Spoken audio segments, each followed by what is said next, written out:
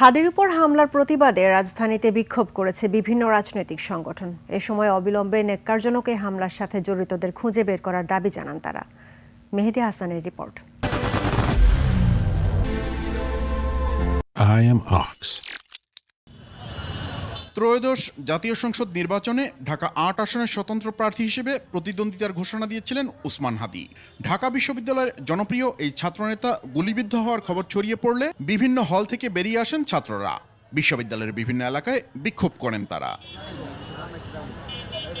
বায়তুল মোকাররমের উত্তর গেটে প্রতিবাদ বিক্ষোভ করে জামায়াত ইসলামী।